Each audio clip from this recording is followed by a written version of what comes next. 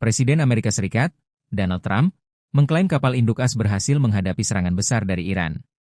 Dalam pidatonya di acara Hari Ibu Militer, Trump menyebut kapal induk Amerika dihujani 111 rudal berkecepatan tinggi.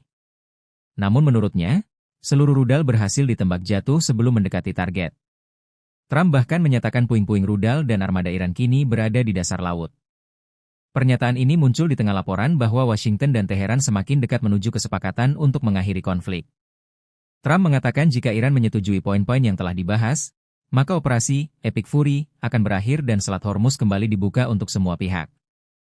Namun, ia juga memberi ancaman keras.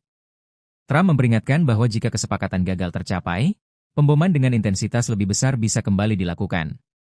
Sebelumnya, AS juga mengumumkan jeda sementara operasi Project Freedom di Selat Hormuz. Di sisi lain, Menteri Luar Negeri Iran, Abbas Araghchi, menyindir operasi tersebut sebagai proyek kebuntuan.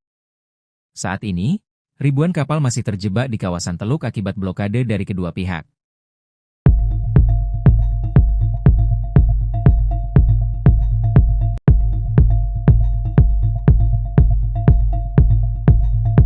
Iran merilis rekaman yang diklaim menunjukkan drone pengintai musuh berhasil ditembak jatuh di atas Selat Hormuz. Dalam video tersebut, terlihat bangkai drone yang rusak diangkat dari kapal sebelum dipindahkan ke kendaraan di darat. Militer Iran menyebut sistem pertahanan udaranya berhasil mencegat pesawat nirawak yang terbang di kawasan strategis tersebut. Meski begitu, lokasi pasti rekaman dan asal drone belum dapat diverifikasi secara independen.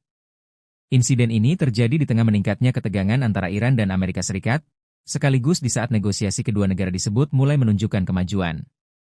Presiden AS, Donald Trump, sebelumnya mengumumkan jeda sementara operasi Project Freedom di Selat Hormuz. Namun sehari sebelumnya, Trump juga sempat mengancam Iran akan lenyap dari muka bumi jika menyerang kapal-kapal Amerika. Di sisi lain, Menteri Luar Negeri Iran, Abbas Araghchi, kembali menyindir operasi AS sebagai proyek kebuntuan. Hingga kini, sekitar 2.000 kapal masih tertahan di kawasan Teluk akibat pembatasan dari kedua pihak. Situasi ini membuat Selat Hormuz tetap menjadi pusat ketegangan dunia.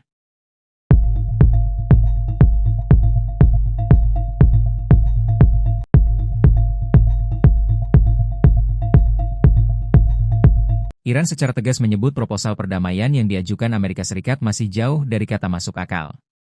Meski demikian, Teheran menegaskan tetap akan mempelajari proposal tersebut sebelum memberikan keputusan akhir melalui Pakistan sebagai mediator.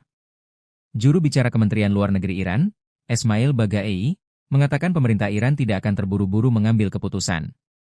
Iran juga mengecilkan laporan media barat yang menyebut kesepakatan damai satu halaman antara Washington dan Teheran sudah hampir tercapai. Menurut Teheran, narasi tersebut hanyalah propaganda untuk menutupi kelemahan militer Amerika Serikat di kawasan Teluk. Sumber internal Iran bahkan menyebut banyak klausul dalam draft AS tidak realistis untuk diterima. Mereka menilai kabar soal kesepakatan cepat sengaja disebarkan agar Washington bisa mengurangi kekuatan militernya tanpa terlihat mundur karena tekanan Iran.